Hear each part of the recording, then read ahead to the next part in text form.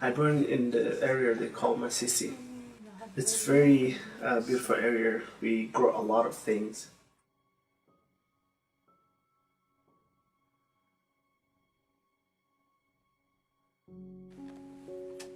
There were war.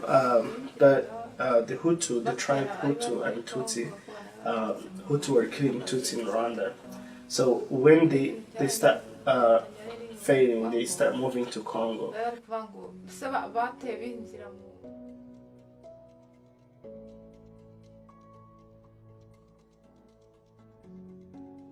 And then when they start killing those people, we start moving to Rwanda because we were fighting for our life.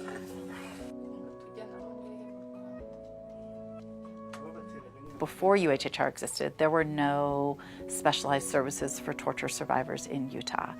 And the torture treatment movement is a relatively young movement, not because torture hasn't been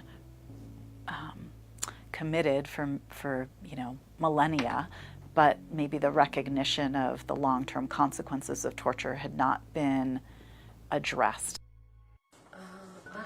What the moment that I actually decided to leave Sudan, it was when I was in a prison and I've been tortured over and over.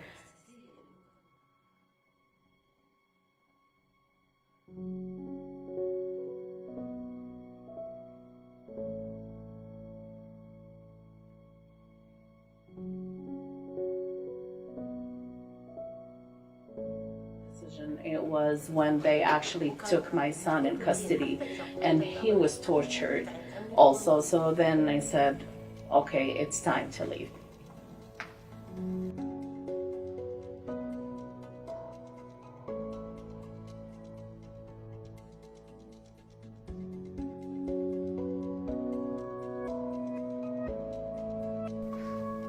Buddhists don't want to Muslim their country, but I born there, so which means that's my country.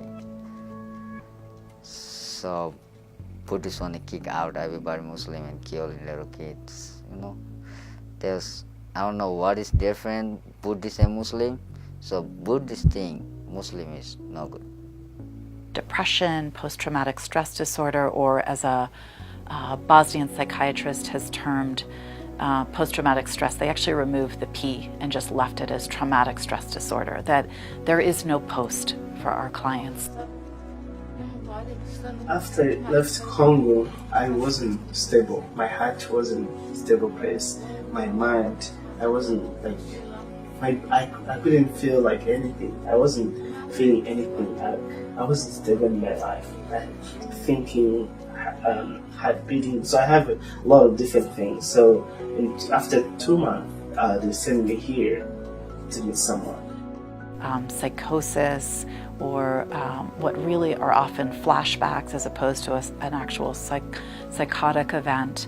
And I think the way to think about that in terms of symptoms is an activation of what we call the sympathetic nervous system, that individuals are in a constant place of fight or flight, that they have gotten sort of stuck in that mode. And so that means that insomnia, so not being able to sleep at all, or not being able to sleep in a dark room, needing to have noise and light to feel any degree of safety, because darkness and shadows are so re-traumatizing, or can take them back to a place of not feeling safe. When I came over here, I felt I was actually emotionally tortured by everyone, or like majority of people here, because they look at you, you're Muslim, you're wearing hijab, then you're a terrorist. And we were treated as terrorists.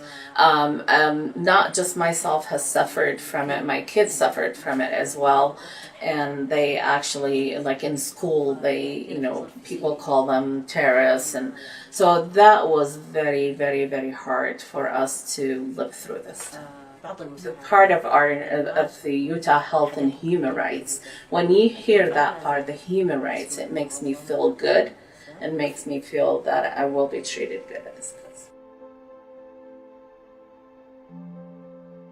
So in terms of services that we provide here at Utah Health and Human Rights, again, primarily it would be individual therapy, individual case management, individual interpretation, massage, psychiatry clinic, occupational therapy, medical advocacy, health assessments, providing newly parenting groups, a mind-body skills group. We've had psychoeducation groups, knitting groups, so socialization groups, outdoors groups, and also working so much with partners in the community to help meet needs like housing and employment and ESL and summer camp for kids.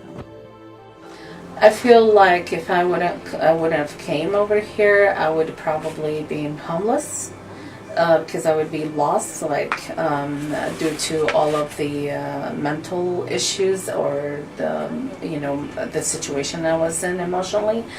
I probably wouldn't be able to be where I am right now without their support. We know from the medical literature, from the psychiatric, from the social work literature, early intervention matters. The sooner you can identify someone as a symptomatic torture survivor, the sooner you can offer them services, the more successful they're going to be. I keep coming here, they start giving me advice, helping me to cope with whatever I have been through. So, and then I'm still keep coming here because it's so that I can keep getting help from them. Before I don't understand anything, so I don't know anybody, so I don't have any family before right here, even no brother.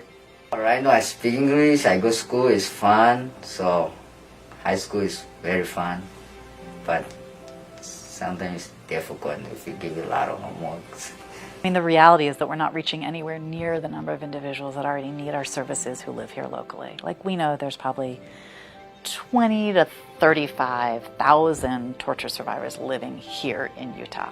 I think our services are really integral to helping people really move through their trauma and their torture history as much as possible. We can't ever erase it. It will always be there, but help cut back on the symptoms that they experience and help them move to a place of kind of just surviving to truly thriving.